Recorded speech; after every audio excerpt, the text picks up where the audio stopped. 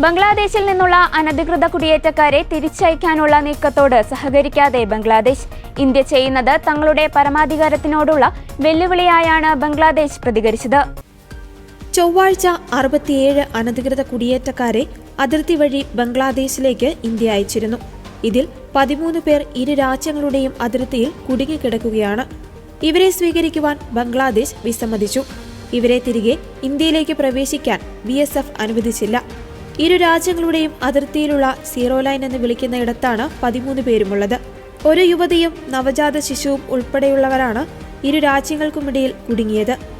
ബംഗാളിലെ കൂച്ച് ബെഹാറിലെ അതിർത്തി വഴിയാണ് ഇവരെ ഇന്ത്യ ബംഗ്ലാദേശിലേക്ക് അയച്ചത്. ഇതിനു നേരെ എതിർവശത്ത് ബംഗ്ലാദേശിലെ ലാൽമോണിഹാട്ട് എന്ന സ്ഥലമാണ്. നയതന്ത്ര നടപടികളിലൂടെ മാത്രമേ ആളുകളെ തിരികെ അയക്കുവാൻ പാടുള്ളൂവെന്നാണ് ബംഗ്ലാദേശ് ആവശ്യപ്പെടുന്നത്. ഇന്ത്യയിൽ അനധികൃതമായി താമസിക്കുന്ന ബംഗ്ലാദേശികളുണ്ടെങ്കിൽ അവരെ തിരികെ അയക്കണം.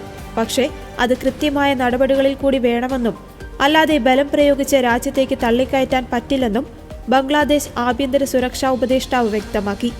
ഏപ്രിൽ 30 വരെയുള്ള കണക്കുകളനുസരിച്ച് 100 അനധികൃത ബംഗ്ലാദേശ് കുടിയേറ്റക്കാരെയാണ് ഇന്ത്യ പിടികൂടി തിരികെ അയച്ചത്. എന്നാൽ 800ഓളം പേരെ ഇന്ത്യ തള്ളിക്കയറ്റിയെന്നാണ് ബംഗ്ലാദേശ് ആരോപിക്കുന്നത്. വിവിധ സംസ്ഥാനങ്ങളിൽ നിന്ന് പിടികൂടുന്ന ബംഗ്ലാദേശി അനധികൃത കുടിയേറ്റക്കാരെയും റോഹിൻഗ്യൻ കുടിയേറ്റക്കാരെയും നാടുകടത്തുവാനുള്ള ശ്രമത്തിലാണ് ഇന്ത്യ.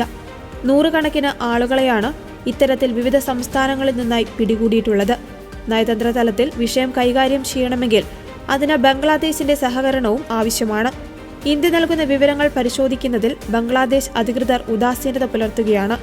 ഇരു രാജ്യങ്ങളും തമ്മിൽ 4096 കിലോമീറ്ററോളം അതിർത്തി പങ്കിടുന്നുണ്ട്.